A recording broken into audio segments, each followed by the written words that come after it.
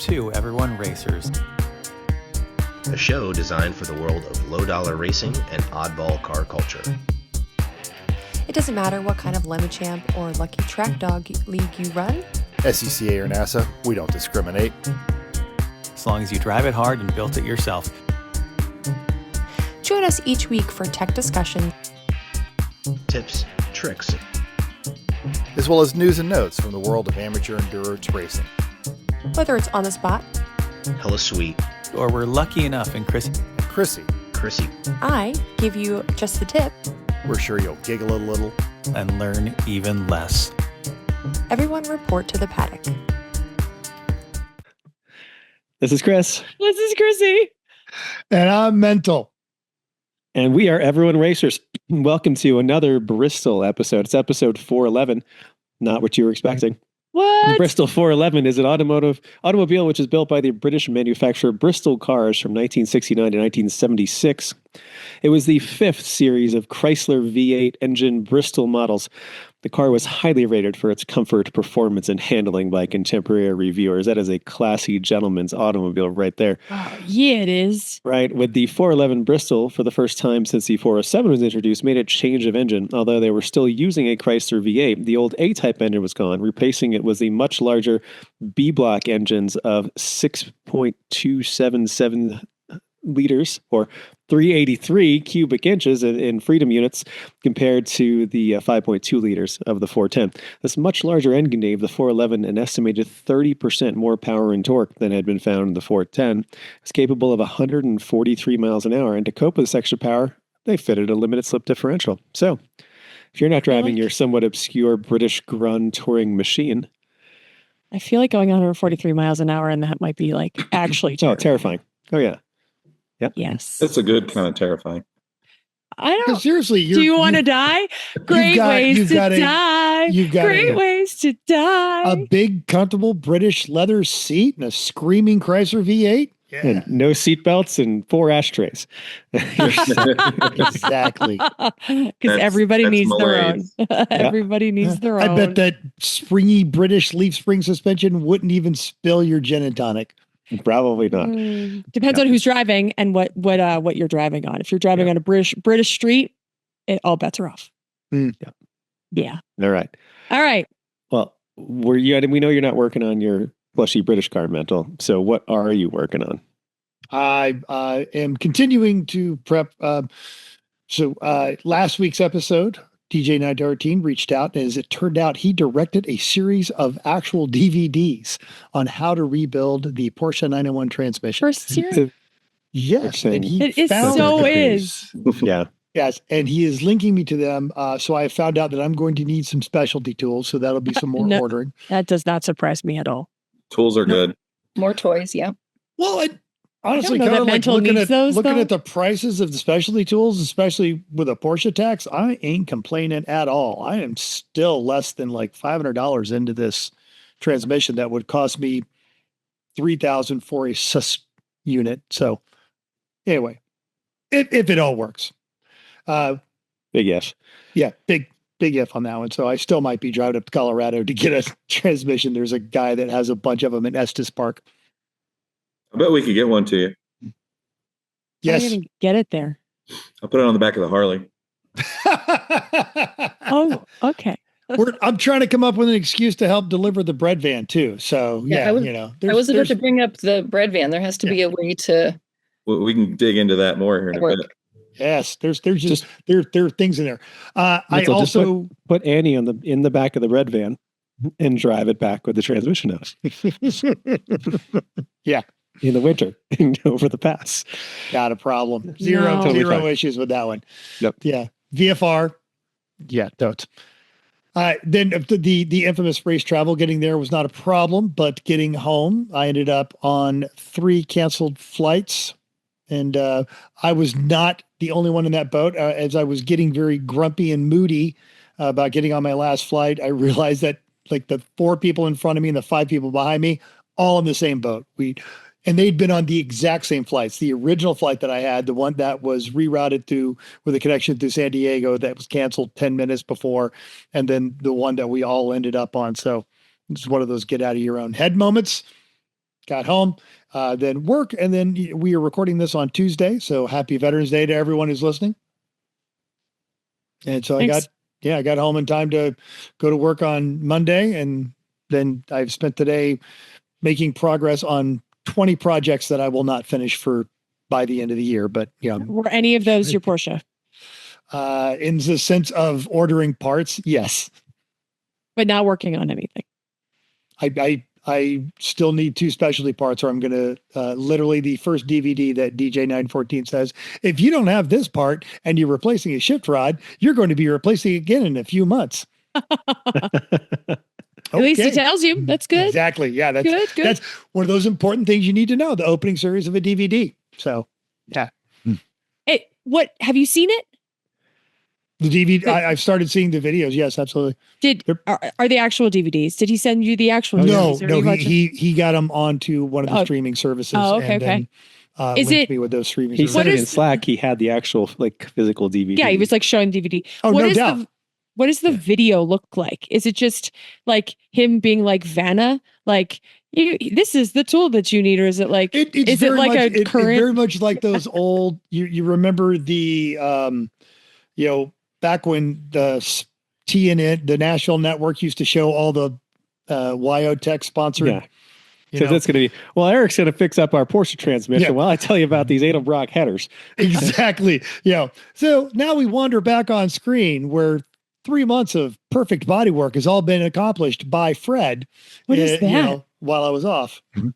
That looks like a wheel puller.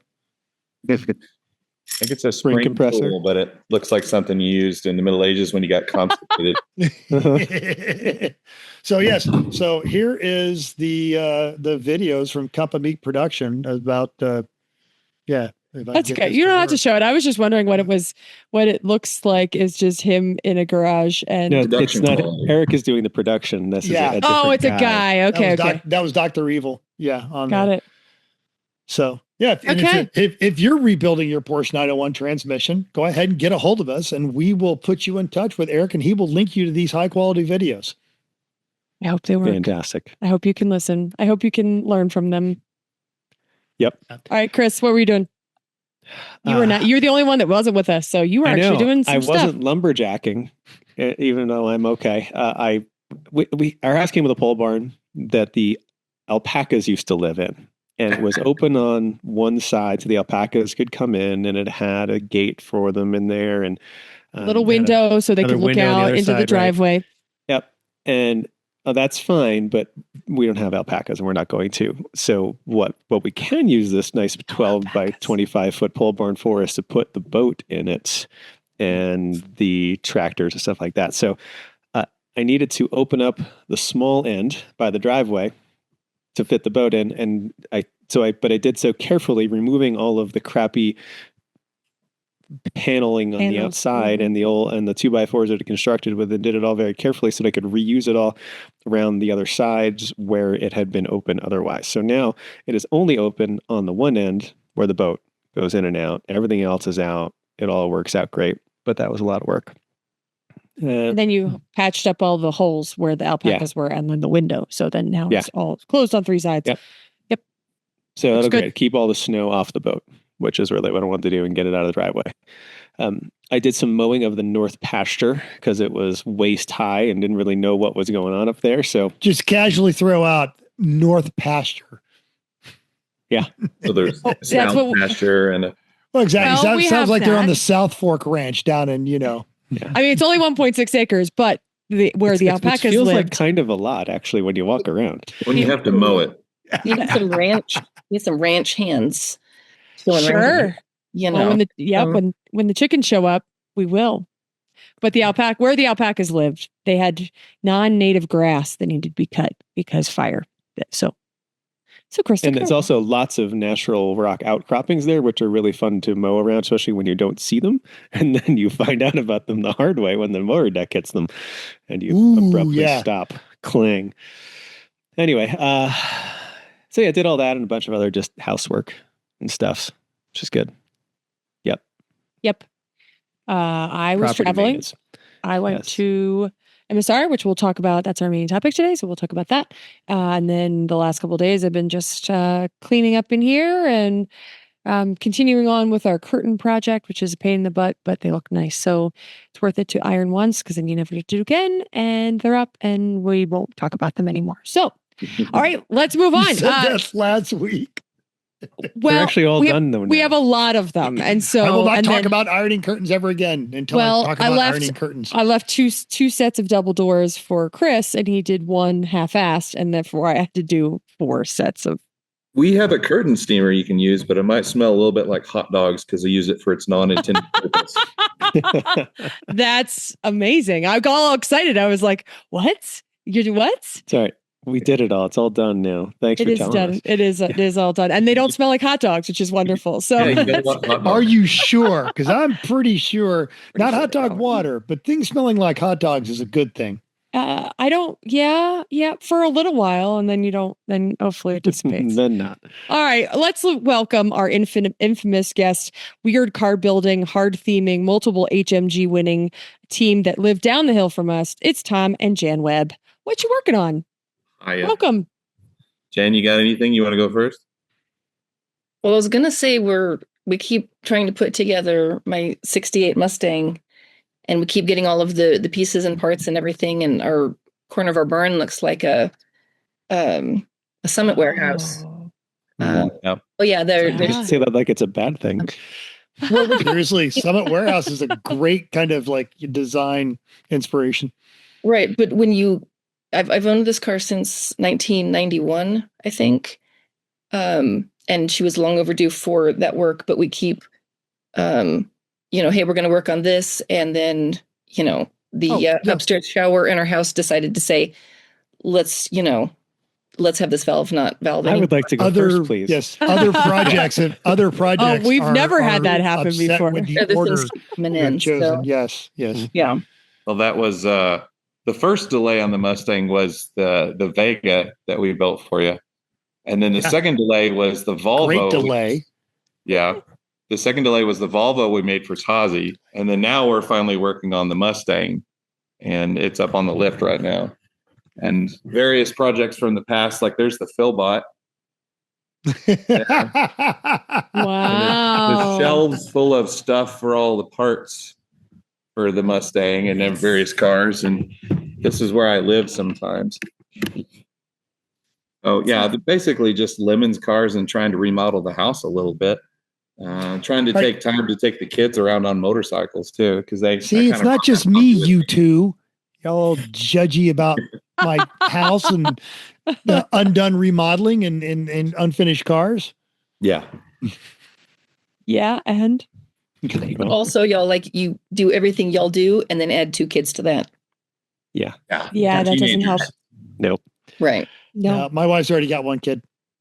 I think there's Had a a dog. leg lamp in the background there that was one of the bribes that somebody got during a race. Nice. Excellent. Well, I have garage envy until we can get ours built. That's fantastic. Yeah. We just Totally. have a weenie garage. Okay. I Oh, you ready? understand Tazi got home safe.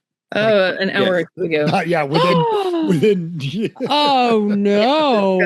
2.5 days from them to get home because the clutch in the tow van kept going out and they were having problems finding parts, and then they were pulling over random places and adjusting it, and it got tighter and tighter and tighter each time until the driver, the last stretch of it, was having to push so hard on it that his butt was coming out of the seat because he was just everything through Denver rush hour traffic.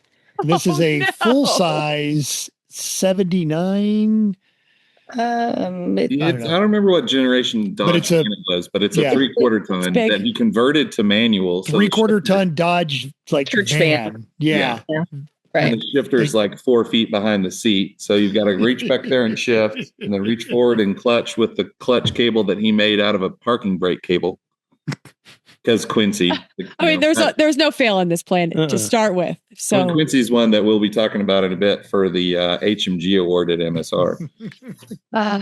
Excellent. Well, we knew this was not going to go. Wasn't well before we left the track. So glad they made it home. Glad everybody made it home. Everybody made it home. Okay. All right. News and notes time.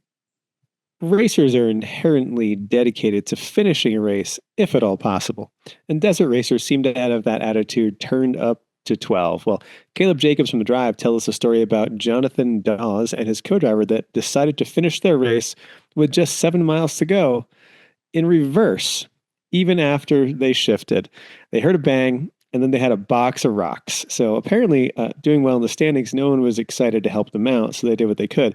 Their max speed going backwards was 27 miles an hour, and everyone else that passed them was easily doing 75. So they stayed off the racing line, had lights on so people noticed them. They finished 10th in class, which landed in third place overall in their championship standing. So next time you feel like giving up before the checker, remember, you could be driving in reverse 7 miles all the way to the finish.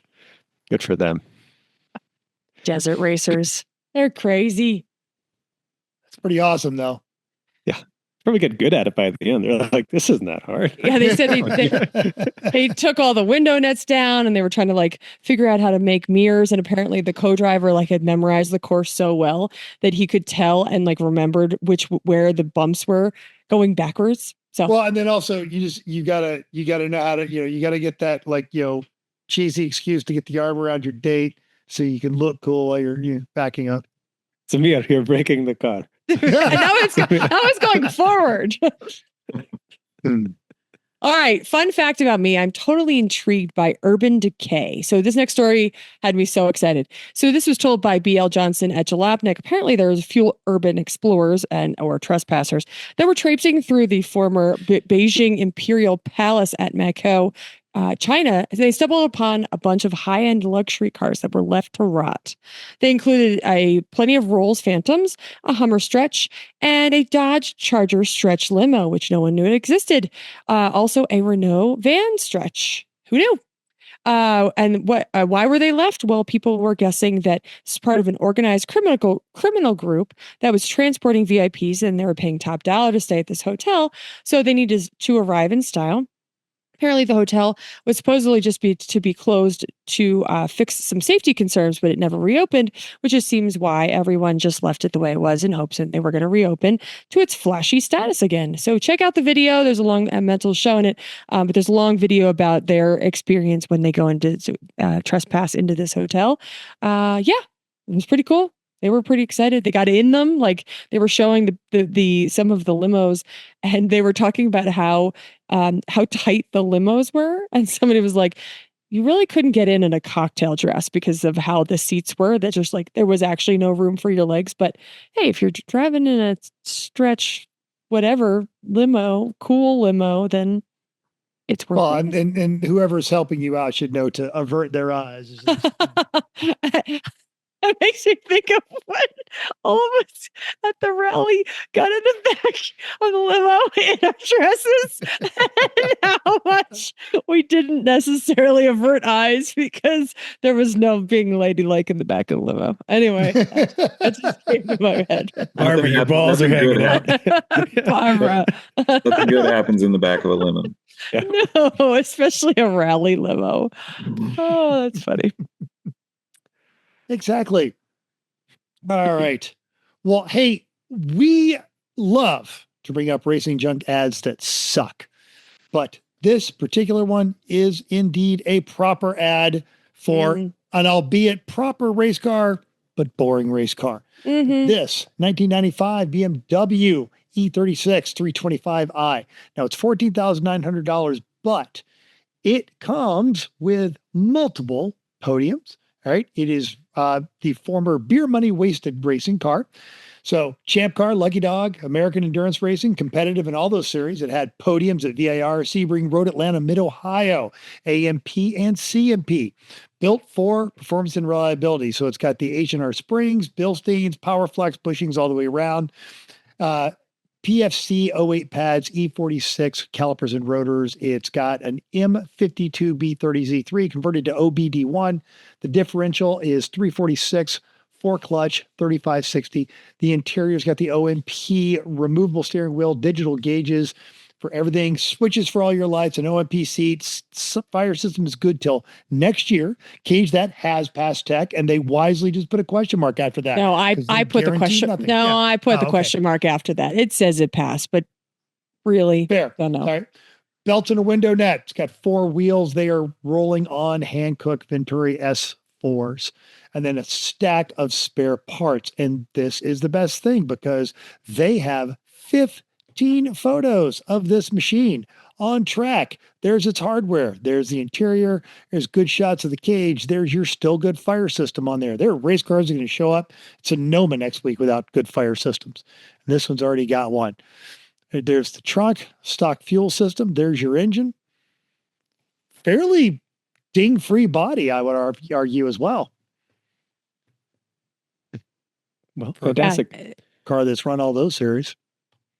Okay. It's upcoming races time. AER is at NJMP Thunderbolt for 14-hour race, 2-hour quali on Friday. This is their last race of the year. There are 42 cars registered. That's terrible. 21 of them are BMWs. Also terrible. That's also terrible. Boring. Mhm. 8 Miatas, 2 Hondas, 4 Porsches, and literally nothing else interesting because it's like wonder how much of that low registration is people going, I'm not registering for a race in New Jersey in December. It's going to get snowed out. Yeah, it doesn't snow there as much because it's down by the I think ocean. it was snowing like Saturday's going to be 52 degrees there. Oh, okay. All right, man. Well, it I was stand corrected. It was it's pretty darn cold there. It's going to be cold, but where Yep. you're undersuit. Okay, it's race results time. We have Tom, who is intimate with the recent results, so he's going to tell us about them. Okay, so MSR was nuts. There was 127 entries with lots of people on the wait list, and we had so many people show up early on Thursday that it was just everything about it was pretty nuts. But we can talk about the results. So the overall, that was an Miata. That was a 116 Breaking Bad Racing. They ran so clean. They were my example of when people would come up and gripe, I got a passing under yellow. And I said, guys, these people can do it. It's not, they're like, they're singling you out. They just ran super clean. Class B, Harbor Freight Racing, number 25 Mustang. These guys have been around forever. Mental probably knows all their names a lot better than I do. And they had the single most annoying theme for the entire race of trying to just consistently badger every single person over and over and over and over and over again about, have you joined the Harbor Freight Insider Club, Insider Trading Club? That's amazing. Because it is very possible to sign up even accidentally, but it's almost impossible to unsubscribe. And they did not limit that to the judges. Like, I've made the mistake of walking through BS, and like literally the dude was like following me. It was. Did they have like a sign up, like a piece of paper? They had thousands of sheets of paper with the coupons on it, but all the prices have been changed to $1. Yeah. And they had some Harbor Freight items that they had purchased to help, like the hats and the shirts. So they really kicked a lot of theme, basically only on Friday during BS. But we can get back to them because they won a little award for half-assing some stuff afterwards. Class C, Barrel Legal Racing. Now, this is interesting. This was just a Subaru Forester, and it's run by the team that Mental probably knows the names of better. That it's the Grubs, the Grub family with the Super K5 Blazer that used to have the Super Thunderbird. Yep, they bought this as their fun, slower car. And, if a team's prepared and they know what they're doing, they can make those head gaskets last. So they figured out what they needed to do to keep that car on the track. There was somebody that actually came and was complaining. I think they were in Class C as well, wondering, like, why is the number 412 not having to come and refuel as often as we are? And I said, the better question is, why is it still running? And you should just go ask them how they kept it running. Because I told them it was a Subaru, and they said, oh, I forgot it was a Subaru. And then they just left. Oh, they're that's usually, like, they call it the wives' car. And if the K5 blows up, which it often does, the Subaru usually beats it. And we were over there Saturday afternoon the K5 that had unfortunately got entangled in with some rookies and twisted the axle. And I've got a story about that. Yeah, she was so not nice about, oh, hey, sorry, the blaze is broken. The Super is 22nd overall, second in class. So we're just out there racing, doing better than you. Yep. There's a good story about a Solstice getting tied up with that Blazer in a bit. So the heroic fix was the number 11 Beaver Fever Miata, and I need to ask, the team that helped them get back on the track, is it pronounced Rubaroo? And that's the name of that. So there's this team that has this Wolfman on their car that they do through BS, and they call it like a Rubaroo or something. Oh, yes. Oh, yeah. It's like this Texas legend, like just in that area. Yes. It's like their version of the Wolfman of a werewolf. But the heroic fix number 11, the Beaver Fever Miata, blew a motor on Friday, like total glitter.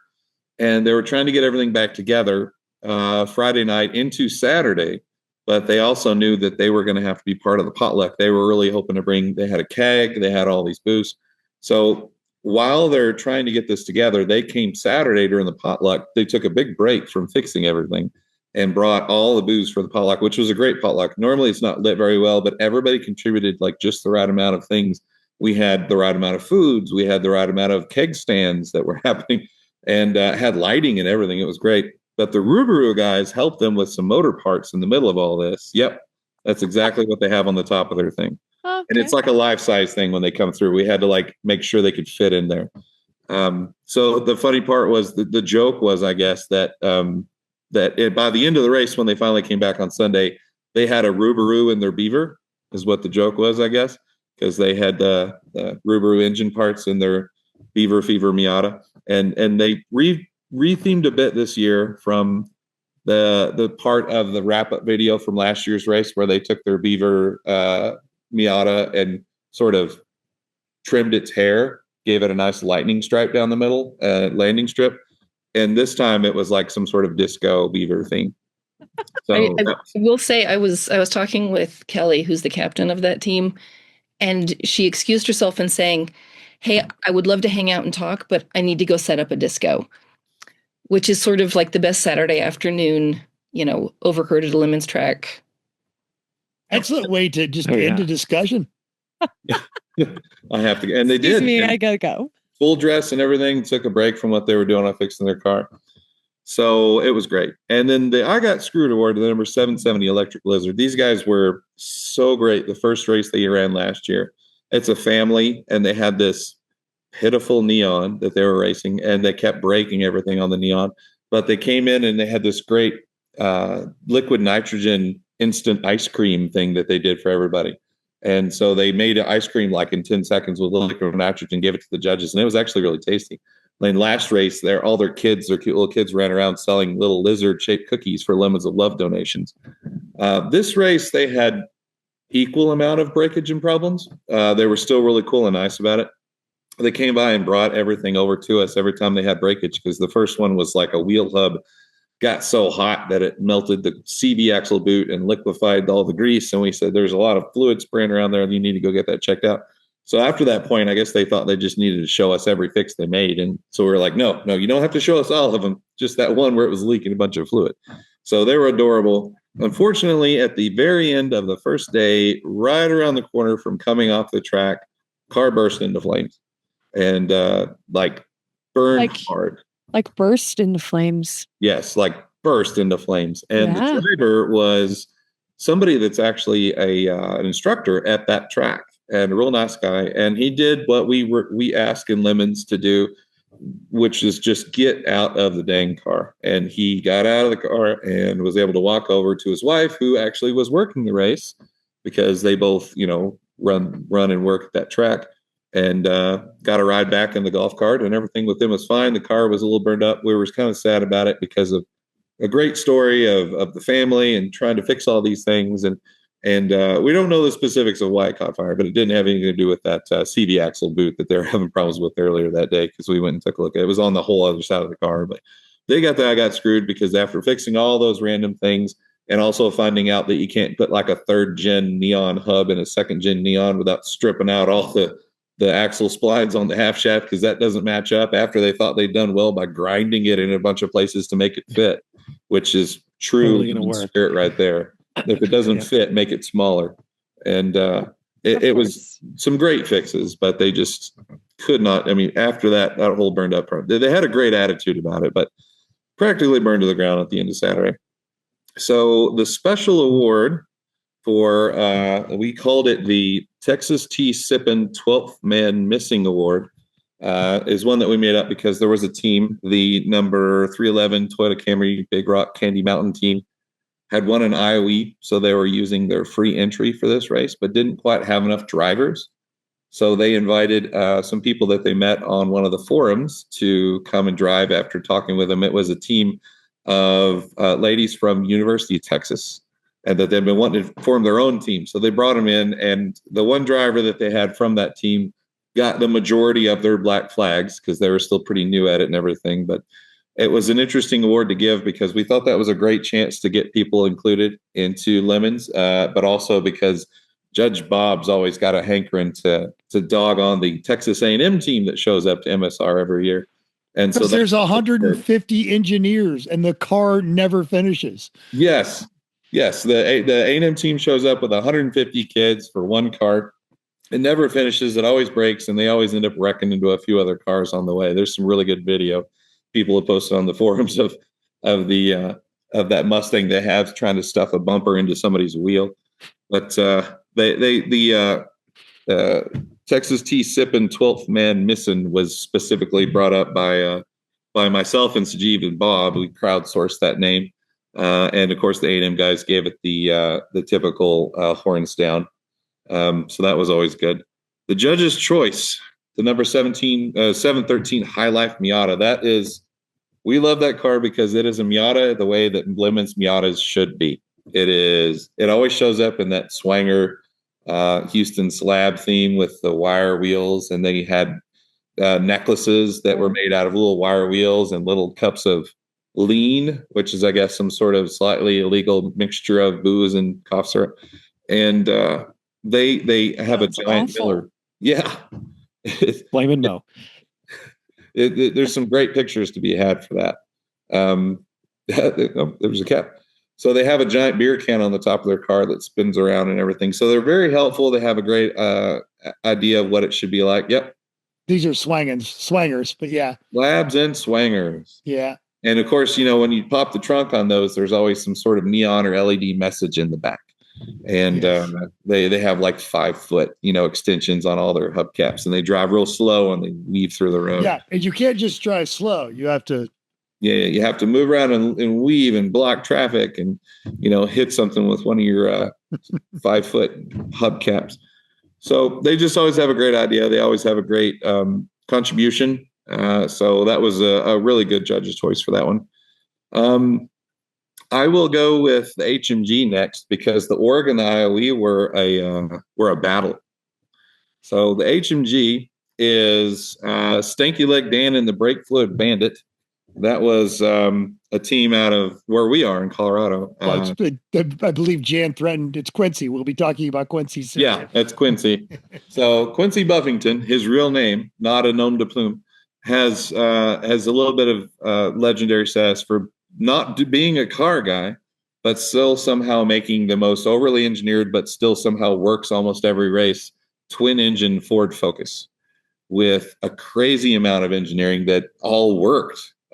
He's an electrical engineer, I believe, by trade, or an electrical installer.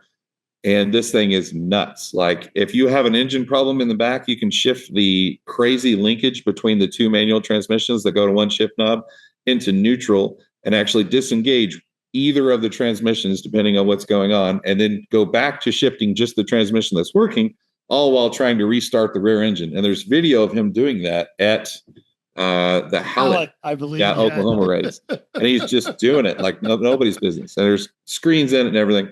He is just an HMG getting son of a gun. And he wanted to have a Texas theme down there. So he actually borrowed a somewhat legendary in Lemons cowboy hat from us that we had on the top of our barn from Jan's brother's car, the AMC Marlin that raced in Lemons a lot. back from when it was themed as the Murali Marlin, which was an homage to quite original. Wow. Yeah. That's awesome. That's Judge Phil's nom de plume when he's riding. And that was from 2011. It was a gigantic iron and fabric cowboy hat that they put on top of their Marlin and added a mustache to it. So he borrowed that from us and put it on top of his car and made it a big brown Texas theme. Of course, everything was brown. Their tow pig was brown. He decided he needed like a pit vehicle, so he made one out of random barrels and things he had laying around. Like he did that. And he's had that one for a while. And it's actually one of the coolest pit vehicles there is. It's the tetanus wagon. It's That's like the actual name. Yes. It's sharp and edges and things. And it's got barrels that are like the train cars on the back, and you can drive it around. One of them is watertight. He always fills it up and makes a little jacuzzi out of it. And he brought all of that in brown as, I guess, maybe an homage to Sajeev and the Brown Car Society. But we weren't sure if it was an homage or a dig at Judge Phil or Judge Bob at that race for that giant hat. So Bob decided to make it like, okay, he's honoring me with the giant hat. Good. That's for them. That's a good way to take it. Yeah. And that van they drove down, they borrowed one of our enclosed trailers. It's just giant 3/4 ton that he converted with just random stuff laying around into a manual transmission so he could pull everything down with it. And the clutch cable made out of a parking brake cable for some other car that just happened to be the right length decided to break. And by the time he got it home after the race, the other replacement clutch cable / brake, emergency brake cable had ground into its covering so much that he was having to stand on it off the seat and just put everything. He's a skinny little guy, put everything into that clutch to shift it every time. So they got home a couple of hours ago from the race after taking a lot of breaks and sleeping a lot. So that was just one of the best. He always kicks it on themes. And it's one thing Texas people need to stop doing at the MSR races is getting too serious about it. And you really need to start bringing the themes over at MSR people. So this was just a hands down easy one to do, especially since the next best theme with the Harbor Freight racing people just annoying everybody with their Harbor Freight stuff. They just kind of stopped after the race started, weren't doing it. And that's the thing about HMG. We want you to keep it going through the whole weekend. We want surprises and skits, and we want to be reminded all the time, like, oh yeah, they're doing that thing, and that's amazing. So there was a special award of a trophy that somebody brought as a bribe that they had made that we used to give to the Harbor Freight racing people. We called it the Sunday Cup because it's kind of a joke about somebody remembering all of a sudden they've got a great theme and bringing it on Sunday, but just forgetting about it entirely on Saturday.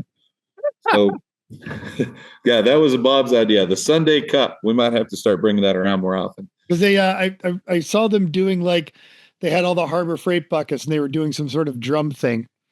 Yep. They did their own little drum line with the Harbor Freight buckets, but they had Craftsman wrenches. So we had to give all sorts of crap about that. Yeah. Get Where with are it. your Icon wrenches? Come on. They broke and they won't warranty them. So I mean, okay. That's a good answer. That's fine. If you've thought that far. If you join the Inside Trader Club or whatever they call it, then maybe they'll have the receipt on file and they'll warranty them. So I was going to say they left their Icon wrenches because those are expensive, man. We're taking the cheap crap. We'll bring the Craftsman. Yeah, there's a lot of Harbor Freight that's no longer cheap anymore. It's like they're trying to move up into Sears style, and everybody knows what happened to Sears. They got sold. That Icon, the Icon gold-plated ratchet that we were all making jokes about and looking for eons. It's actually a really good ratchet. I ended up going and buying one because it's how many? I forget. Chris reminded us how many teeth it was. It's like 87 or something like that. Yep. Yeah. So I've got a whole toolbox full of Nikon or something, whatever the Amazon brand is, and it's basically that's what they do is they get this Nikon or Nipton or whatever it is, and they rebrand it as the Harbor Freight brand of it, and they're super good. They've got the half-inch ratchet has so many teeth. It's almost ASMR. It's just nice to sit there and just click it. It's just whenever I'm frustrated at a project or if I just slam my knuckles into something, I just click that really good ratchet and calm down. Yeah, and it makes the right kind of sensation in your hands. It's like having a blankie and sucking on your thumb for a few minutes. I don't think I still have it in my toolbox because I think it broke.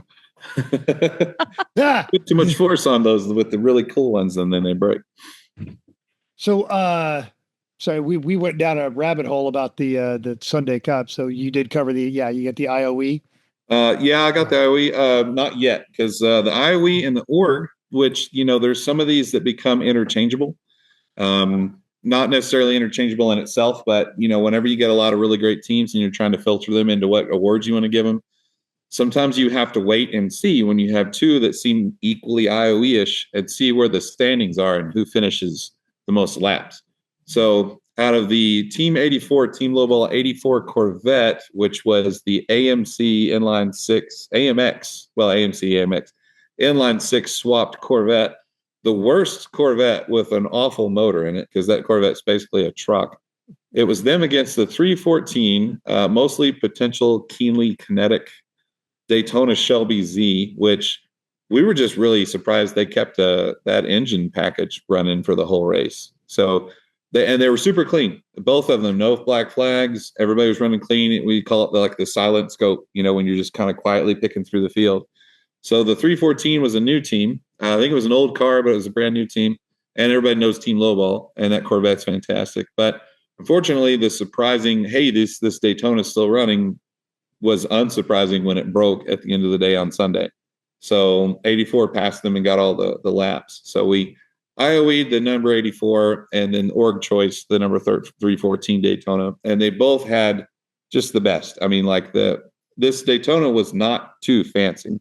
I don't even believe it had a functional turbo. I think it had a turbo, but I don't think it was functioning. Oh, that was factory options, but yeah. Yeah.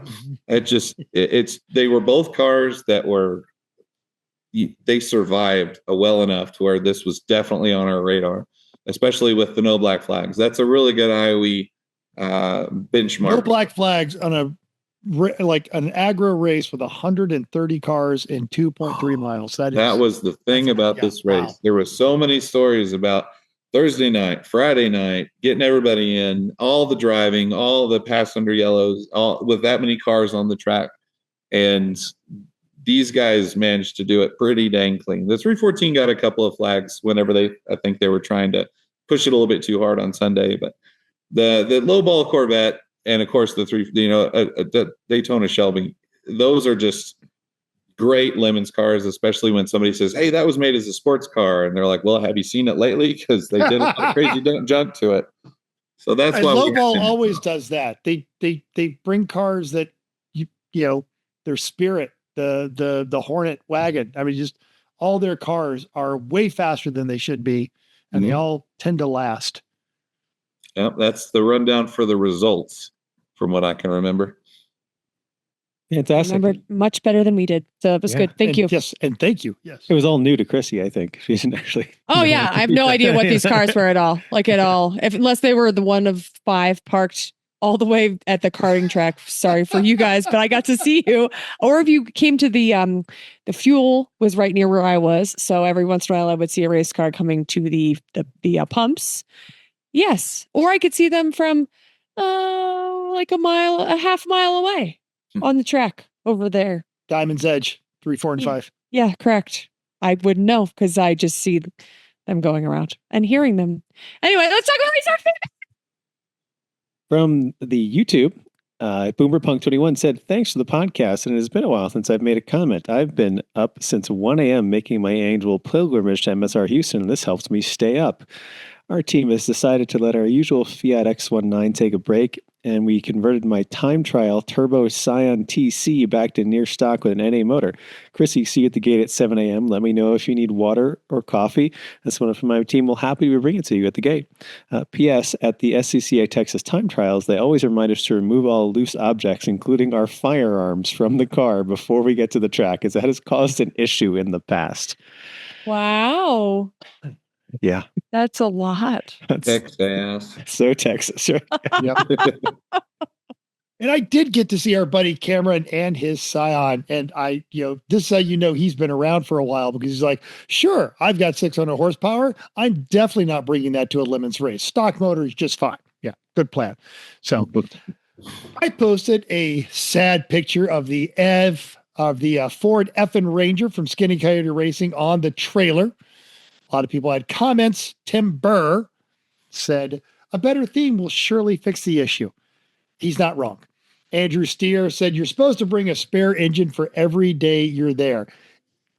Yeah, and normally we kind of do. Mark Peacock asked if we tried drilling holes in it and pouring in oil. See, Tim Burr has said that's a good solution to any problem.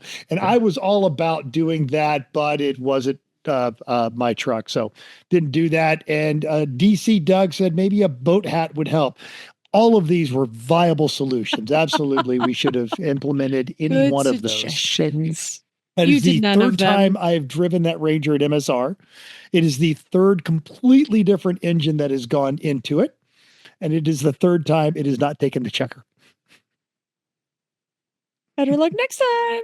Perhaps. Okay, and lastly, I posted a lovely picture of a reminder of how you can tell if you're dehydrated, and then a color of the toilet in the same room, and that was black. And in this conversation, and so I had to laugh because the males in the room were talking about this, assumed that a male posted this, but no, I just got a kick out of it. I thought it was hilarious. Mental wasn't even there yet when I posted it, and then they realized that it wasn't him and it was me that posted it.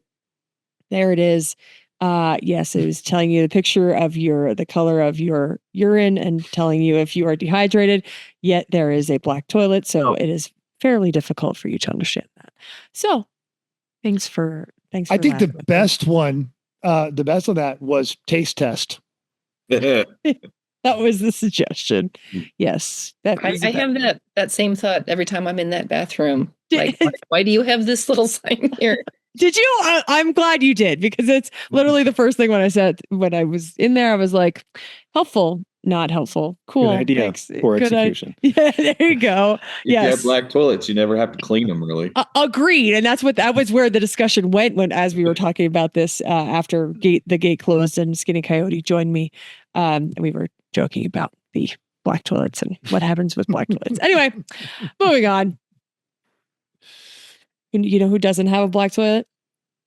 You know who is always aware of the color of their urine and what the state of their hydration? No. Oh, goodness. Probably, but we went there. Anyway, hi, Mom.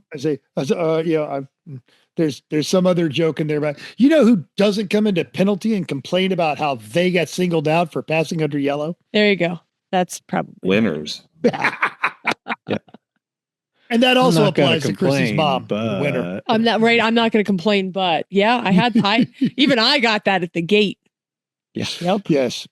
Incidentally, there, Southern Texas, we're all on to you, and we know when you're about to complain. All right, let's talk. Bless your heart. Yeah, right. Let's talk about main topic time. We're going to talk about MSR Houston. There were 4 out of 5 of us that were there. 4 out of 5 of us had different experiences because we were all over the track, all different times, doing all different kinds of jobs and racing and that stuff. So let's talk about it. Actually, of the group of us, how many of Chrissy? It was your first time to MSR Houston. Correct. Yep, that's correct. Jan. 4 or 5? I forget. I think our second date was a race at MSR Houston. Yeah. Oh, that's so cute. Yeah. Yes, this was my first time to Texas, so I had no idea where I was going. And yeah, it's flat. Very flat. Mostly hot. Pretty bland. Anyway, Thursday. Let's talk about Thursday. How did we get there? How was your flight, your travel in? And then we'll talk about the chaos that was ensued in the afternoon of Thursday. We got to the airport really early and were able to walk. I think it took us 10 or 15 minutes to get through the whole security process. And we thought, okay, that was, we got lucky. But one of the TSA agents said, yeah, at least we're not Houston. And I thought, oh, well, that's ominous. Oh, I'm going there. Is that going to come back for us? But no, we had a very, very reasonable flight and no issues. Got to the track and had a few hours to take care of paperwork before we opened the gates and started letting people in. But we had people backed up all the way out to the highway, enough so that they had to open an overflow parking lot, I think at the county jail up the road, because the sheriff didn't like that we had the highway blocked. Yeah. we had some problems with that with people. The road leading to the entryway to the track has the deepest ditches, big, deep Houston ditches for all the water runoff because it's flat and it rains all the time. So there was nowhere for them to just be on the side of the road. And it was already filled up on both sides with one avenue in the middle going into the plant or into the track. So there was a few different places people were staging and told to wait till like after 6. And I think the first car that was there was at 8:30 a.m. So, and then the track had a members only track day from 3 to 5 p.m. No, it was earlier than they ate at 3 p.m. Whatever, 2 to 5 or something like that. So the problem was that the gate was not, the gate time was supposed to be open at 5 p.m. They had already stacked up by 5 p.m. way all the way out, as we said. But the people didn't get off track, and then you couldn't let people in because you couldn't get the other people out. So Thursday was chaotic. So I had an early flight, had a heck of a time with my Denver long-term parking, scrambled to get to the gate, got there on time, which was good. Early flight, I took 2 of the team members that were going to the track with me in my car, stopped at Buc-ee's, and then I got a quick briefing on how to learn how to deal with the gate. And then we opened the gate. We started paperwork at, I'm going to say, about 3 p.m. Eastern. We were in Central. We're Central, right? I always say Eastern. Nobody's in Eastern anymore. 3 p.m., even though we weren't opening till 5, tried to get the paperwork done, wristbands done, check in. But it was just chaos. There were too many people, too big of rigs to fit in the 20 by 40 space. There were people that had just like actual tractor trailers with their car trailers attached. Right. So everybody was saying, how is that? That's not 20 by 40. They're like, it'll fit. And we're like, okay, it was chaos. But where you have one team, we have one car with 4 drivers, and each driver brought their own 50-foot RV. It was crazy. It was a lot. No. Yeah. And then we had escorts, and then finally they were letting people in. So we started, I think we opened the gate before 5, but it was still one after another, making sure people actually had the wristbands they were supposed to. So yeah, I mean, you guys saw a little bit more than I did. I was at the gate. So I was checking people in, and as people were getting out, signing the paperwork and getting the wristbands, and then we were trying to figure out where they were supposed to go. So yeah, we had 3 different stations. Jan was near to the road where they'd stop and stage them out a few at a time. And then you were there at the front gate staging them a few at a time. But we didn't actually start letting people park until a little after 5. We just had them staged all the way down the end of that road. And we had people escorting them around because we knew we had so many cars and so many teams that we had to make use of every inch of space that we could.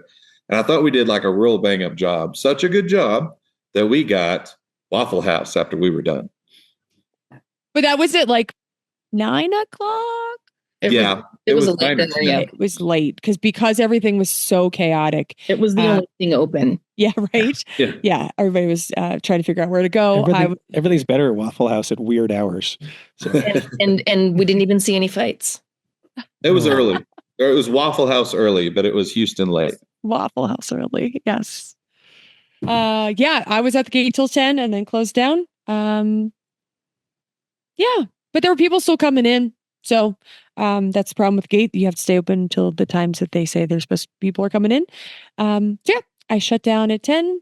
I had to do every night at the gate. You have to audit, make sure that you have the right amount of money and the right amount of tickets and the right amount of people and all that good stuff. So I had to work after 10 and then went to bed. It was kind of unique. Houston's not usually like that, but we had so many people signed up that everybody wanted. There's only maybe 20 or 30 paid spots that you can reserve, and the rest of it's just first come. And that's why we had to just be really mindful and take a long time to do that. Yeah. And it's never been this oversold, but Houston's always packed. And it's always the get on there, stop parking in the fire lanes, chase at least 3 people out of the Lemons only parking and 3 people out of the impound. Can't park there. Yep. Don't walk away. We have plasma cutters and free time. Yeah. Yeah, I know. And actually, even that happened. Somebody was asking me where to park, which I'm like, I live in a tent. I have no idea. Except for I know that if you say, I think there's this place that has cones. Can we park there? No, Go you go can't. park where it says Lemons staff You- only. That's a you good place can't to park. park there because I said you could try. They're gonna kick you out in the morning, so you should probably not do that. That sounds like a great idea. Mhm. Okay, that was Thursday. Chaos, but ended, and then everybody left for dinner, and then we went home.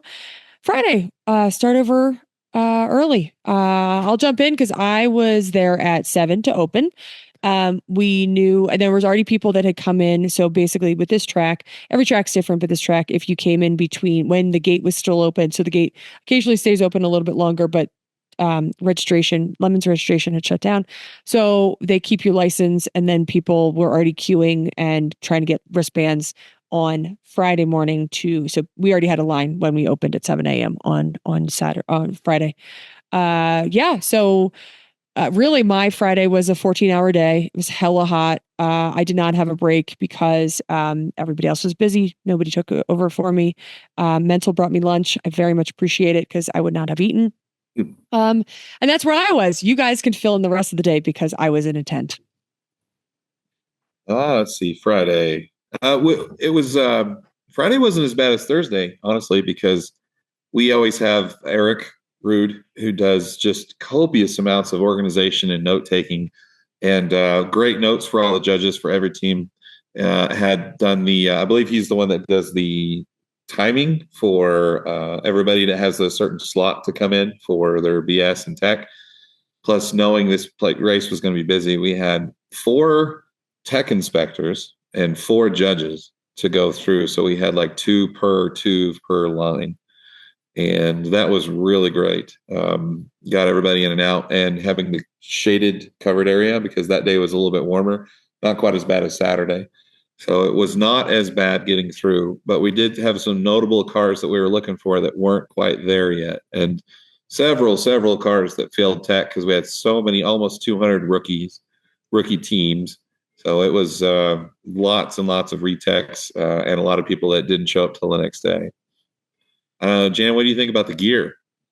You know what? When we have most Lemons races, it's 20 to 25% of the drivers end up being rookies, and this one was a little bit higher. But when you're trying to explain to someone standing there, yes, you have to wear socks, even though you have flame-proof shoes, it's not actually redundant.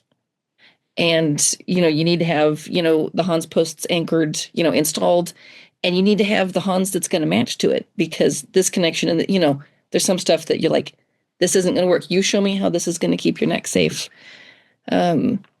And then you've got, guys that have got socks, I swear, that are 50 years old. And I'm saying, this is like a pile of yarn, kind of roughly shaped like a sock. And you want to say, why don't you ask some new socks? They're like $25 for some basic.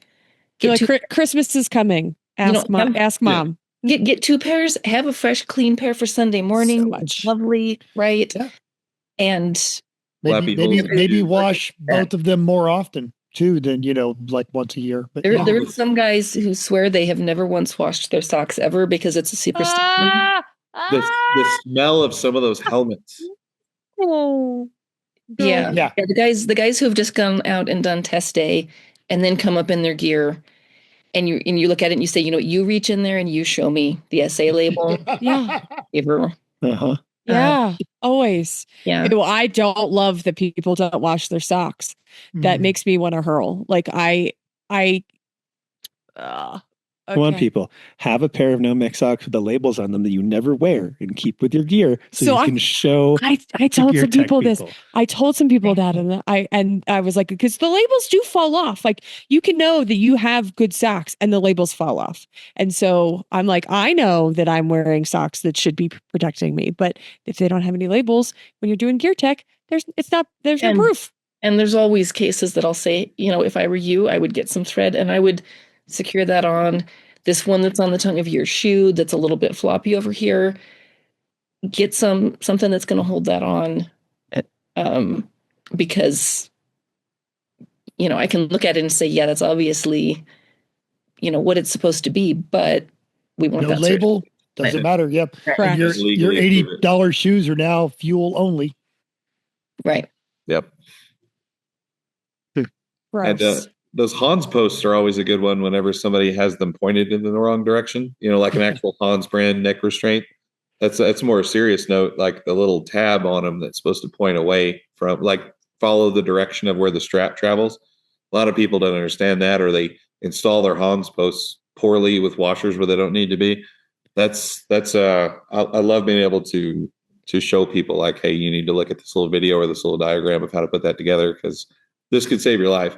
And 75% of the time they're like, that's amazing. And 25% of the time they're like, For you. Yeah, I had one fellow that came up. Well, actually, I looked at him and I said, this little plate piece that goes against the helmet is backwards, so that it's like this instead of like this. And I said, you need to, undo this and flip this little guy over and put it back together tight and bring it back. And he came back with this surprised look, said, you were right. Oh, bless your heart. That was out loud. You were right. Oh, come on. Right. What? Wow, Jan, you were right. I was right. Who knew?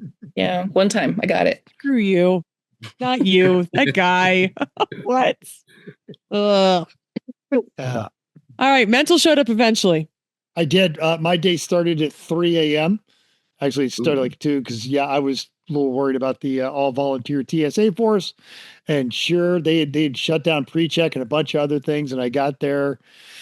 By the time I got into the regular line, there were about 5 people between me and the conveyor belt. But by the time I got the conveyor belt, the line was already like 20 minutes deep. It was just this perfect timing. And it began because as I landed on Friday, they let me know that my Sunday flight was canceled, and they would reroute me. We got picked up at the airport, and coming from the airport, of course, we had to make 2 stops at a couple of different auto parts stores because we were one of the teams that failed tech because the new owner of the Ranger, who had put the new owner engine in there, did not read the part about exhaust has to exit out the side, and then they had an incident where it came off during practice day. And we also grabbed Chrissy some lunch. So we slug in there and dropped off some Whataburger because when in Texas, that's what you do. That truck also had a bunch of exposed AccuSump on the front too, didn't it? Is that the same one? Yeah. Yes, like right under the front bumper. Yeah. Less.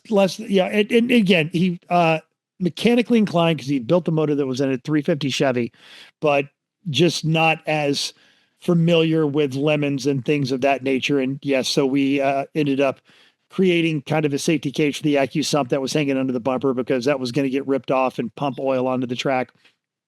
Onto that one. And then I got to take the truck out and it was remarkably competent. Bouncy a little bit in the carousel, but that's what's going to happen when you start wrenching down on leaf springs on a Ford Ranger. But got comfortable driving the track backwards. I kind of like it better that way. Do you really? I enjoyed the counterclockwise more than the clockwise. It was proven to be safer. Yeah, that tracks as well. But that was my Friday. And then, Friday night we came and hung out with Chrissy for a little bit until she was released. The Friday? No, Friday I came to you. That's right. Friday you came. Friday, yes. Friday I came to you. Until you were falling asleep in the chair. And well, it's a really long day. You had gas station chicken. Yeah, yes. Gas station chicken. I stopped over in Texas. Yeah, apparently. But not this one. It was it was food. Every Texas gas station has a fryer. I was really surprised when I got out of Texas and did. Yeah, this is the one down the street. And it's just not. Well, it was because it was late. And by the time everything got done and you guys were still wrenching, and then I was done at not 10. No. What time? I think you didn't get down 9. It was 9. Yeah, no, I think it was 9 when gates closed. By the time I finished my paperwork, it was 10. So I came over for a hot second just to hang out, and then I went home. Yeah, I know that it was a long day. So okay, Saturday. And it was hot. It was hot. Yeah, it was pretty darn hot. Saturday, it was hotter. Saturday was hotter. Yeah. Yes. So we got to the track bright and early, brought you some coffee. yeah, which was wonderful. And then people were like, oh, it looks like you must have slept so well and you like slept in a hotel room. You look great. And I was like, no, I didn't. I was like 14-hour day yesterday and it was very hot. I slept for a couple hours and I'm just happy to see everybody. So like the smile is plastered on and no, I didn't just like sleep in and stuff, whatever. Anyway, it was hot, like really hot. I got to the gate. I'll go first. I got to the gate. I was in the gate the whole day. It was it was just 12-hour day. But the problem was that the breeze was coming from the direction. I have a 3-sided tent, beautiful rental tent, lovely. The breeze was coming from not the fourth side that was open. I didn't say anything until later. I went to Kim. I was like, wow, it's really hot in this tent. She's like, well, I start unclipping things. And I was like, oh, air. Actually, like somebody was getting out of the sun into the shade, just like a spectator. And she was like, it's really hot in here. And I was like, just one of those, I'm just pouring. I'm like, sorry, I can't even stick your band on because it was so hot. So it was better after that. A few angry people. We caught some miners that didn't sign. They didn't get the right wristbands. They were on pit lane. They got caught without wristbands. Gave Kim an earful. Came to give me an earful. But other than that, everybody was very happy. Yeah, a whole lot of yes ma'ams and that kind of stuff. So, yep, that was. I don't know who he Saturday. was, but God, he had great hair. And the guy that gave the driver's meeting specifically said you couldn't be on pit row without a blue armband. Well, and they were kids. They had signed the kids' minor waiver because that's what they said. They were minors. So, but they didn't tell me that they were on the crew and they needed crew bands, and that was where the disconnect was. So, I think it was a lack of information of them telling me. I don't know if they were hiding things. I don't know where the disconnect came from, but they didn't have the right wristbands and they got pulled. See, that's how you know you've entered adulthood, Chrissy, is when young people automatically just don't trust you. Sure. That's what happened with our kids. Okay, what did everybody else do? Because I was in a tent. Mental, what'd you do? Well, we were having a decent enough day. We had one kind of we new build, so we sent the truck out there, and after the first driver, rather than do a hot pit immediately, we brought it into the pits and went over some stuff, and we were losing the exhaust again, so we made some modifications to how we hung that. So that really took us out of the running for anything, but that was fine. And we got mostly to our driver roster. And that afternoon, I got in the car, and during one of the extended yellows, I think, was it 40 minutes? We had one 40-minute full course yellow. There were some really long yellows, yeah. And it was like the poor recovery team. They would go out there to get the two offended, breaking cars, which would drive the full course yellow. And while retrieving these two cars, 3 more would break down. And I think at one point our driver counted 5 broken down cars on the side of the track, not counting the ones that were actively being recovered. And I think during one stint, there were probably 9 cars that ended up breaking down, had the extended yellow on that one. During one of my stints out there in extended yellow, I've got one elbow on the door and we're just casually going around at yellow track speeds. And I noticed the temperature gauge goes from acceptable to melty. To not acceptable. Yes, to immediately. So I brought it in, and what had happened is we had lost the alternator belt, which took the water pump with it. And where the heat, the temp sensor was on that one, you didn't notice until it started sucking in hot air. So we got it shut down, and further diagnosis would lead us to believe that the head gasket was suspect. We were thinking about doing a head gasket, but it wasn't ours. The owner of the vehicle was not feeling well. There was a cold going around that weekend. A couple of people got sick. And so he had gone home early, and we elected not to rip apart his trick heads and risk damaging anything. So we sat and waited for the checker flag to start drinking our misery away. You had some good time to think about your sadness in song form. We did. The album Ford Effin' Ranger, which will feature any number of, I think, 9 different AI clips that we had written for us, will be out on the Everyone Racer Suno channel. We'll have a link. Oh my God. We laughed so hard. There's a gospel version. And it's so good that you don't there was like a pop version that we basically was like, we'll put that on the radio. And I was like, I would jam out to this tomorrow if it was actually on my radio. Like it was that good. Every once in a while it would go a little astray and would start talking about like somebody's San Francisco apartment or something like that. Like it went a little this way because AI, but for the most part, Ford F and Ranger, and when they do it gospel, Ford F and Ranger, we were saying hallelujah in the paddock. It was so good. Okay. So we good. do have a pirate radio station here at Hangar 13. So if you get it ready, we can do it. I can blast that all the way from the Home Depot up to the Kroger grocery. That's amazing. There's quite a bit of people in that circle too. Oh, that's great. It's so good. Okay, Jan? that's what we did. What'd you guys do? Jan, you want to go first? Saturday morning, I got to check the gear for the people who weren't there Friday, which is, always a thing. And got to put everybody on the grid, and we were prepared to have 3 lanes of cars stacked up for the grid, and we didn't even finish one full lane. I think we had a little over 30, 35 cars when we decided to release cars and send them out. So all of our strategy for like, and here and a gap and this, and we'll make Dale happy and this will be great. And then we're like, oh, okay, well, just here, go. Just everybody start, waving through. So they took their sweet time getting up there. I think we had a lot of cars that took a long time to roll up for their checks. And then I got to stand out in the sun all day and had a lot of screwed up seat belts, different things through the day, right?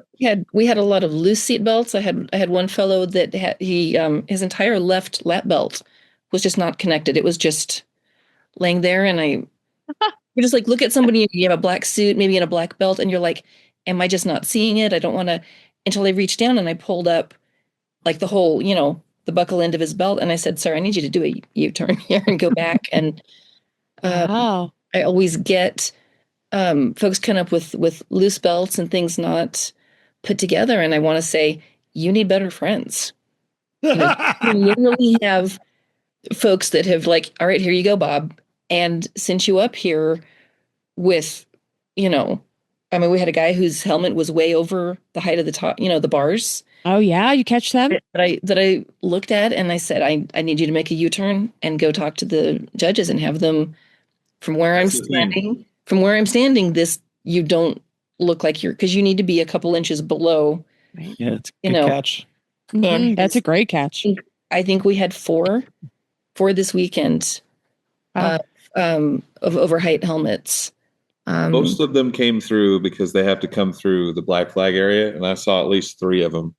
And it was fixable, but it was another one of those that harkens back to pay attention to the driver's meeting and also pay attention to all the notes about the races because they talk about this. That great YouTube video they came out with the rookie meeting, driver meeting back whenever we had COVID problems and they didn't want to congregate people in one place. Most of those were fixed by pulling the pad out of the bottom of the seat and giving a little bit more room. But there was one guy whose helmet was just touching the top and there was just nothing they could do about it. But I think he ended up saying that he was able to get some seat time in with the car next to them. But when you have someone roll up and they have the length of their sub belt is so long that the buckle is literally up, at the bottom of their rib cage. And you say, you need to have your guys adjust these belts down. Maybe you're rookies or you just changed from a big guy to a small guy, but you don't want the force of this buckle in your belly. Like you really, and one guy, I think he came through like 5 times and he finally loosened the belts and he said, I want you to poke on my body where this buckle is supposed to be. And I said, okay, dude, here we go. Here we go. It's, it needs to be, that low down on your hips. And also it's just where it's better when you're driving. If it's in your stomach, it is holding you into the seat. So it behooves everybody, not only just if you rolled or if you crashed or anything like that, to just make sure that it's in the right spot, but like it's also where it's comfortable to hold you into the seat when you've got G-forces going around corners. My bet is, especially with the rookie team, they're doing the shoulder belts first. Maybe. And then they're pulling the hip belts. Mm-hmm. Sure. they don't understand the adjustment of the bottom belts, or they didn't set it up very well to where they can even get to it very easy to adjust it. But when they finally get it sorted out and they roll up and they'll say, oh, this is much more comfortable. Gosh, this feels... Wow. You were right. Jan's right You were again. right. Weird. This feels like Wow. it needs to feel like this every time. How does And a girl know about racing? could you make sure that your belts are, over the top of your Hans shoulders, because that's an easy one. And you say, you should feel that when you go to move your neck. Like, are you able to move your helmet back and forth? We even had a guy come through on Sunday. I stepped into the judge's booth while they went and had the conversation, and had a guy come through. And as I leaned in, I could see that the fire pin was still safetied. And I asked him, "Did your teammates like you?" And he went, "Probably not." I'm like, "Well, that tracks." I had And I'm going to need you to go have them pull this arming pin. I had one guy who rolled up and he said, I'm not sure if the fire pin is pulled. Can you just run around and pop my trunk and look in there? Nope. And I said, hey, no, I can't. But the fact that you just told me you're not 100% sure, I send you on the U-turn of shame now. The U-turn of shame. Yeah. Go home. We plan out the U-turn of shame during every race. So the safety people do. Where are we going to send them whenever they fail? Right. So some tracks you have to do a little delicate backup, 47-point turn to get around. MSR had a nice place It to needs turn. a better name. U-turn of shame. How about like the U-turn of don't die? Yeah. No, that's it's the safety spin. Well, I feel like shame. I feel like this shame is appropriate, because if you did everything right and your teammates help you get in belted ready and get your car ready, you go out on track. Yeah. If you didn't do it right, you're shamed. I like it. And that was another thing about the racing backwards when we were talking about the proven safer. The other way that the track raced in the previous years just lended more towards cars in wall, but also cars in tires bouncing car. Yeah, there was every race we had been there, at least one car had rolled.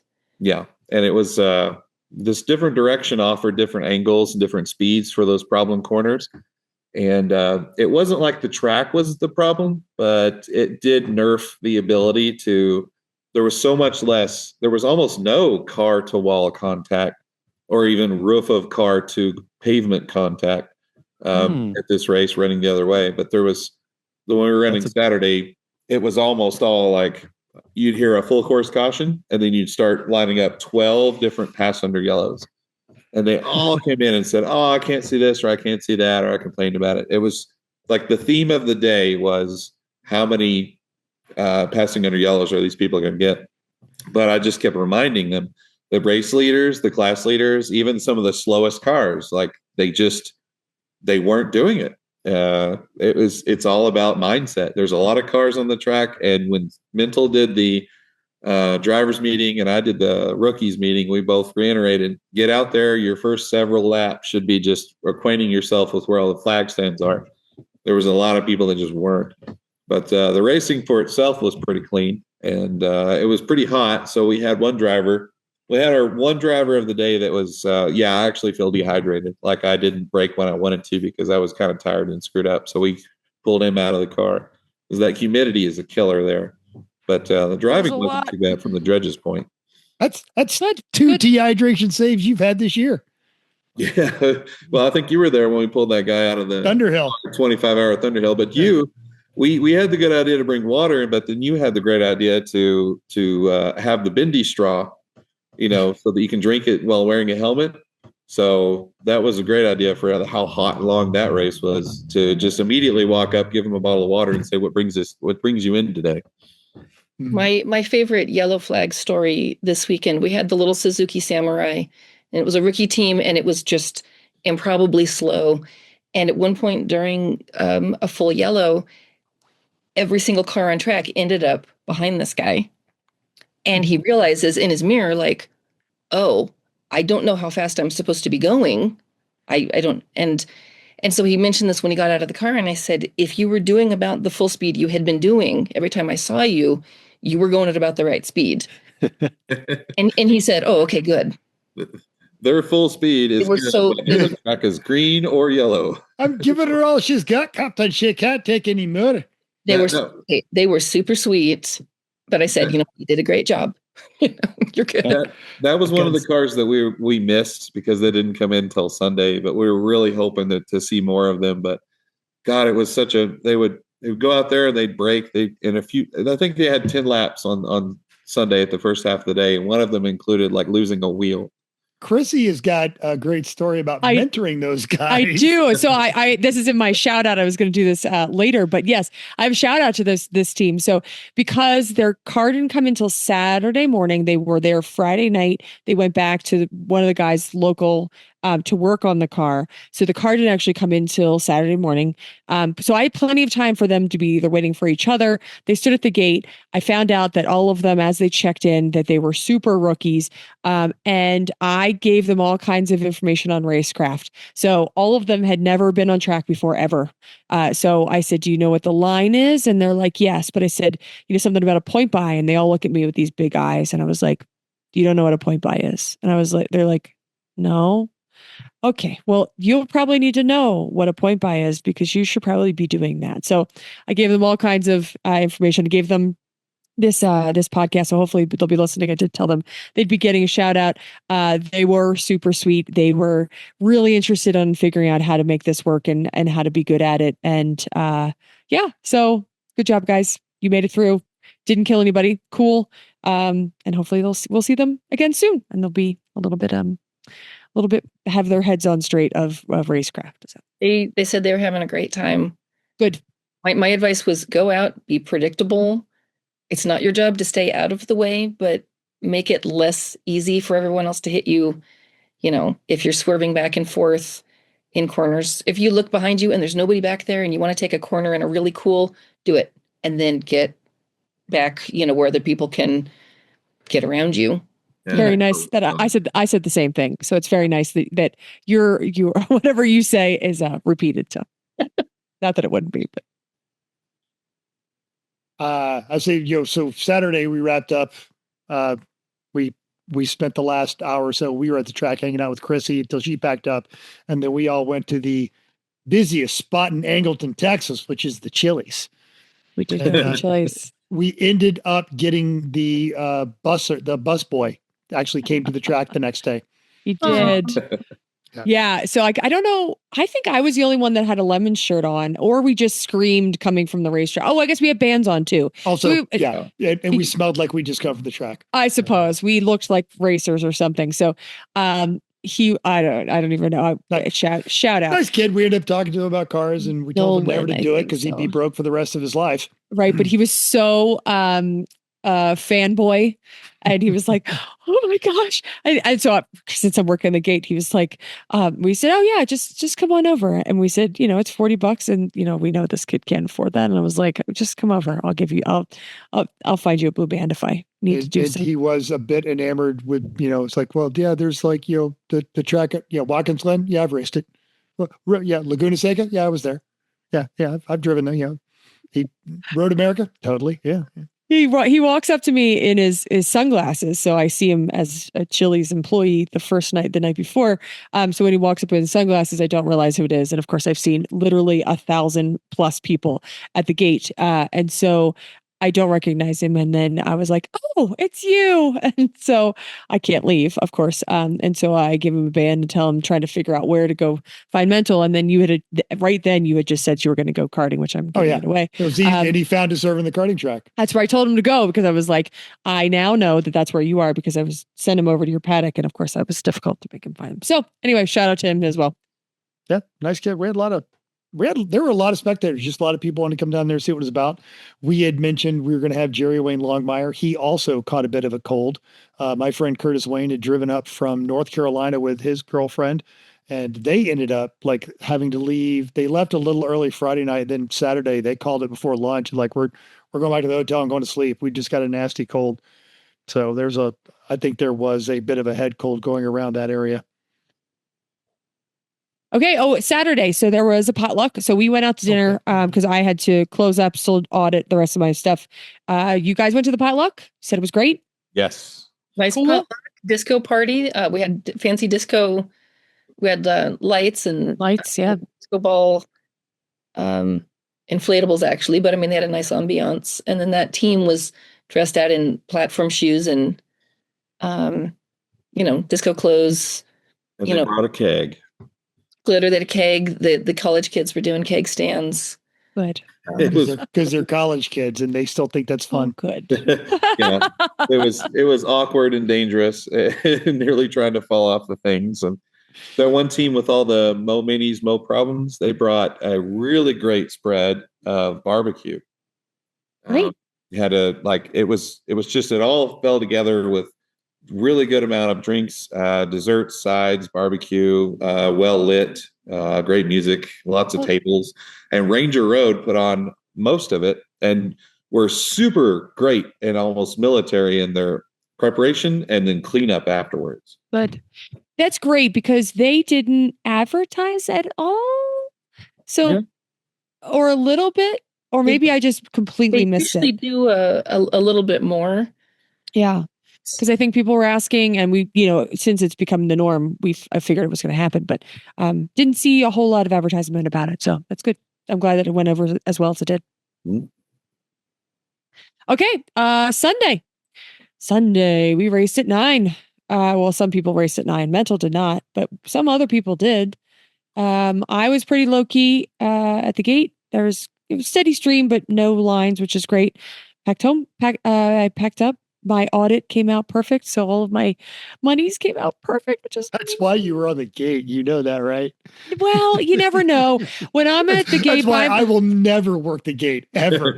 I could be the last human being on earth and Kim. You know what? We're just going to put a bowl of wristbands and rely on people's, integrity before we put mental on the gate. I mean, when you're by yourself, there's a line of 30 people. You're trying to make sure people are signing waivers.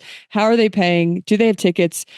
All of these other things. There's a couple that I almost missed. I'm making change. I just you never know. I'm surprised that it worked out. So all's well. You guys, what'd you guys do? Mental and karting. I did 2 seconds off of they saw us. We jokingly went in there in our driving suits because Jerry hadn't had a chance to put on a driving suit all weekend. So we wanted to give him a reason to actually suit up. So they released the employees on us.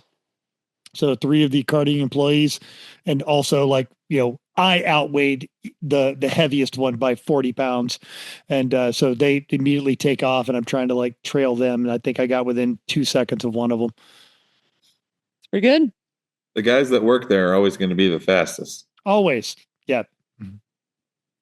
I think we had a real similar second day to the first day, except for we had the dung beetles showed up, I believe, on Sunday morning. Finally. Yeah, finally. There was a couple of cars that showed up on Sunday morning. Mm-hmm. That's the thing that never Goonies never say die. And they had a great theme. I don't know how they built it, but it was like a 6-foot ball of poop. And it was real, it was a ball of poop. And they had emailed Eric saying, how can we get our Volkswagen into C class? Which is kind of funny because they didn't show up till Sunday, so it wasn't like they were really in contention for anything. You can't win C class by driving on Sunday. Yeah. So we gave them, Eric gave the judges the email, and they had written a really well-worded poem/song about all the crud they've gone through and how they wanted to be back in C class with their cheaty Volkswagen. And we emailed them back another little funny poem about the Dante's Infernal Volkswagen. Basically, we want you to do some sort of great theme. And they whipped this theme out in no time. I mean, maybe a week. I still don't know what they made that giant ball of poo out of, but there's probably some sign somewhere for a company that sucks out all the porta-johns that's missing their giant ball of poop that was on the top of their sign. They probably stole it.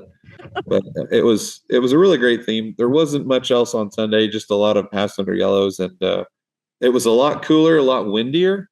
So windy. That was a lot windier, and that humidity makes the heat worse and the cold worse. It was just somehow much more cold than it really should have been. It's a good thing all of you are from areas with very low humidity. So yeah. And it was fun watching Taz for the first time realize what happens to your hair in that environment. Oh, Tazi's hair is definitely poofy. You have curly hair. No, they rolled up. I was at gear check and I looked over it and I yelled Sideshow Bob, which is No. like our age, Yeah, we get it. Yes. there was some kids standing there that were like, What is that? had, never seen that character maybe, but no, When the show is still on the air, but the reference is old enough, the kids don't get it. That show is a good show. It's just 30 years of The Simpsons. Right. The win on Sunday, though, the teams that had, pit boards that were, big, anything chunky, the guy would lift it up and then immediately start. Like rip your arms out of the sockets. Yeah. And it's now a sale. The guy kind of would take a couple of steps backwards, like, oh, wait, this isn't, oh, hey, here comes our guy. They're trying really hard to get it up where the guy can see it. Get radios. That's the answer. And, that would cost more. But it's always fun when I love seeing all of the things that people have for their pit signs. We've got a really long pole with some little stuffed animal. One of them had a flag that said free beer. You've got obviously, oil drip pans with electrical tape numbers on them and whatever, but the wind made that signaling process more of a challenge. I'm sure. Yeah, we didn't have any cars burst into flames whenever they came off the track, so that's good. Oh, no, Sunday you did. Oh, was there another one at the very end of the day?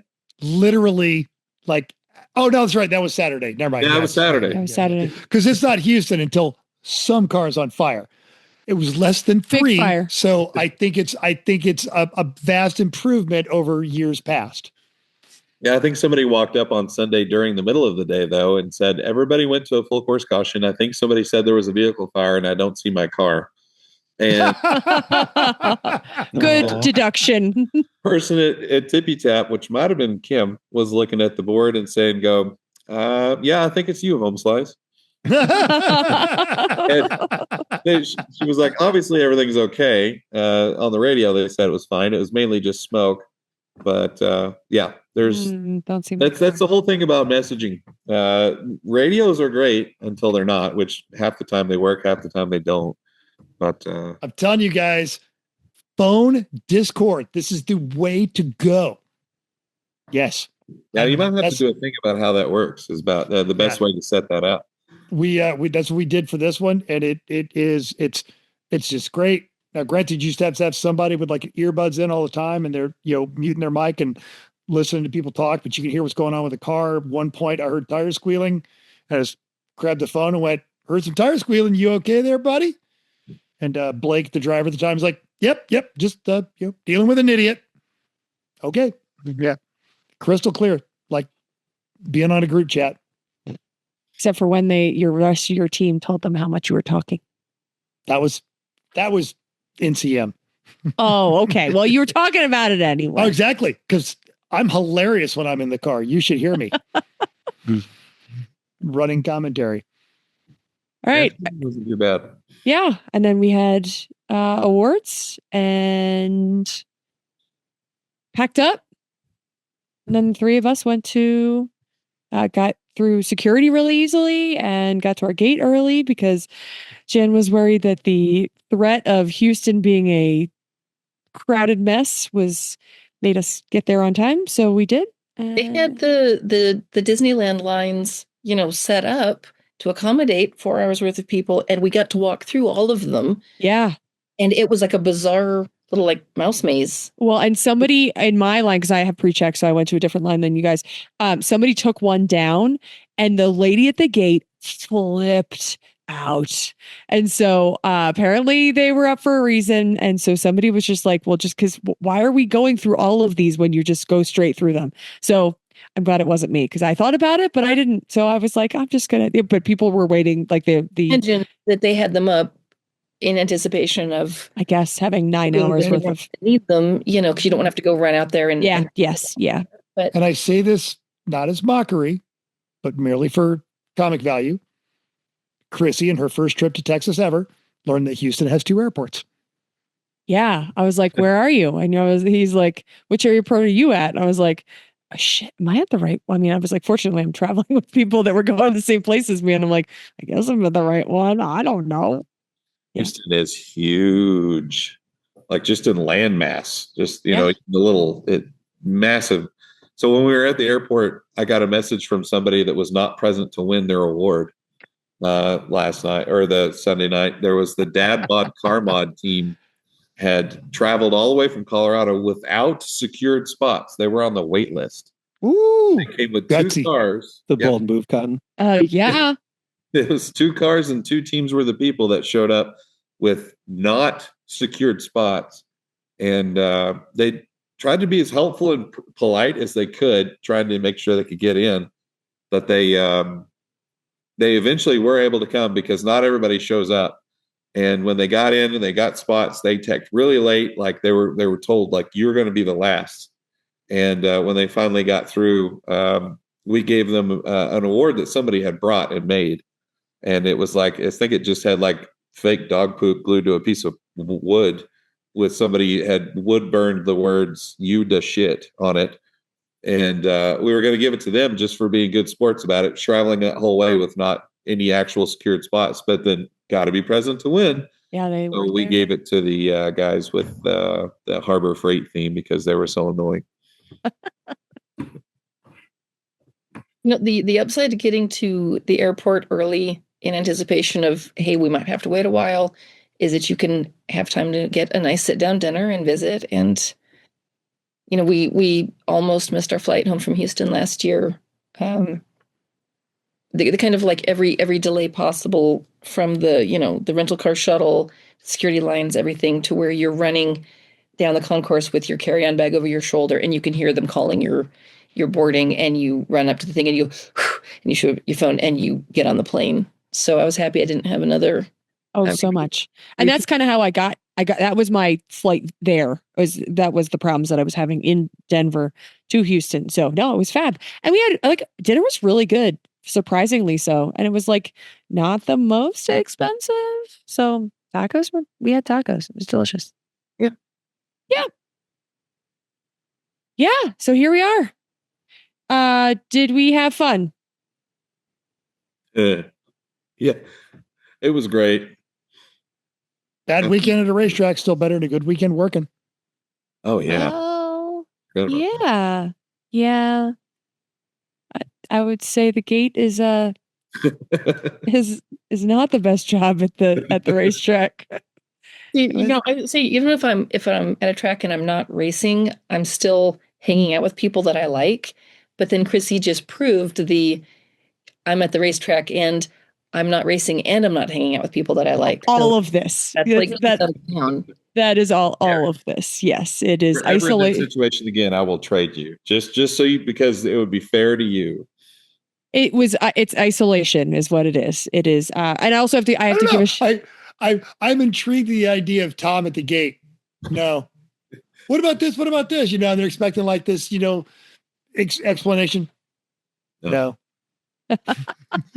Well, I was trying to paint on the happy face as much as possible because I am staff representing Lemons, and plenty of people first time there. We just found it on the internet. I had a couple shout outs of, I saw this documentary called Hoopties, and I was like, recognize? Do you recognize? I don't think you paid much attention to that documentary. And I was like, they're like, oh, it's you. So we had a couple of that. Yeah. So there's plenty of people that were just like, nope, heard of Lemons, heard it on NPR. I'm just here to see what it's like. So of course you have to paint the picture and tell them what they're looking at and tell them where they're going and all that good stuff. So there was more. It wouldn't be very good. I have too much resting judge face. It's just, what are you doing here? Why are you bothering me? I had that one. And that's why I was there. And I have the painted on smile, even though I've gotten 5 hours of sleep every night. I'm sweating profusely and I'm happy to see you because that's why. Yay. Yep. Yeah. My sunglasses that I constantly wear hide my judge squint. Why? What did you do this time? Oh, I have to give a quick shout out to Patrick Lilwin, I don't know how to say your last name. He got the message from the last show, and he brought me piles of meat on Thursday, and I was so happy because I would have not eaten. That was a long night. Everybody else left me. I would have had like a granola bar, and it was amazing. There was sausage and brisket and ribs. And so I ate a pile of cold meat. And then he brought his bribe up and cold fizzy drinks, and they were icy cold. So appreciated, especially. So if I can give any shout out, if you are bored, if you're sitting, if you've got a fun theme, if you just feel like talking to somebody, go find your gate person. Especially and just if you have say, a fun theme. Just say hi. Because it's usually it's Stacy or it's Lisa.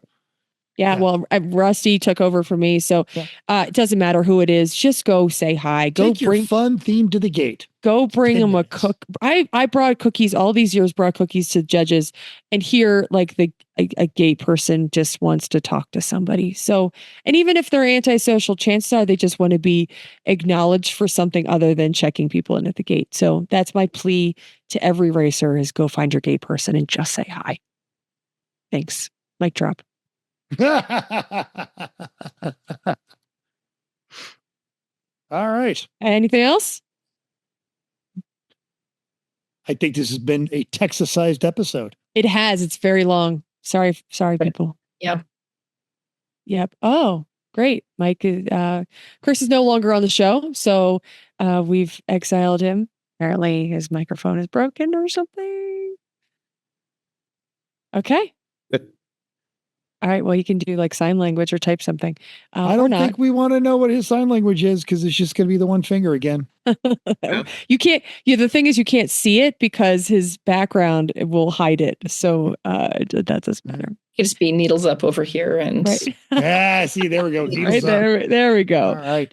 Well, guys, thank you for being on the show. Thanks, yes, especially Tom, Jan. It is always awesome to see you, so and I look much. forward to doing it in we got 3 weeks before Sonoma.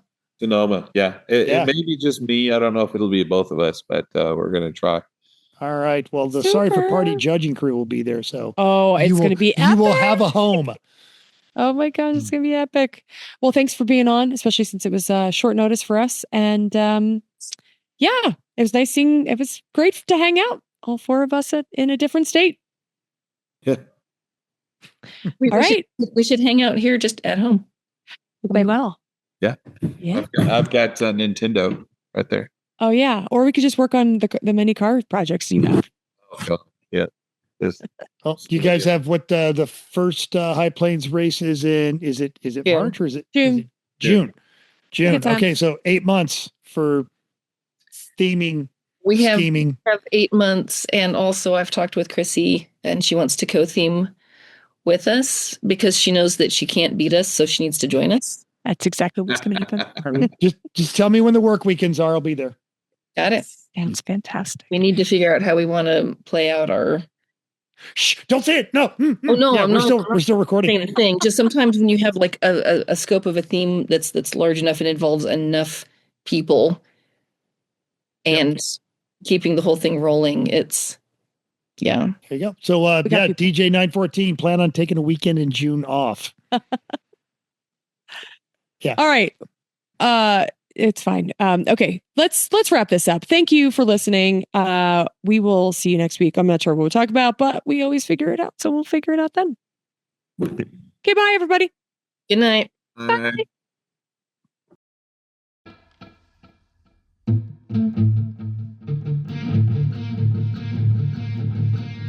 Thanks for downloading us. We hope you enjoyed this week's edition of Everyone Racers. We also hope you will join us in the world of driving, racing, and building because everyone can be a racer, even you. If you enjoyed this podcast, subscribe. It's totally free. Then go to iTunes and give us a 5-star rating. Even if you hated us, give us 5 stars and tell us why. If you have any questions or show ideas, drop us a comment on our Facebook page, Everyone Racers, or email us at everyone.racers@gmail.com. You can still text us at 484-243-0455. Find us on Instagram at everyone.racers, YouTube and Facebook under Everyone Racers, or even Reddit at /E1R. Thanks again, and until next week, keep the shiny side up, unless, like us, there is no shiny side, then just keep those wheels down.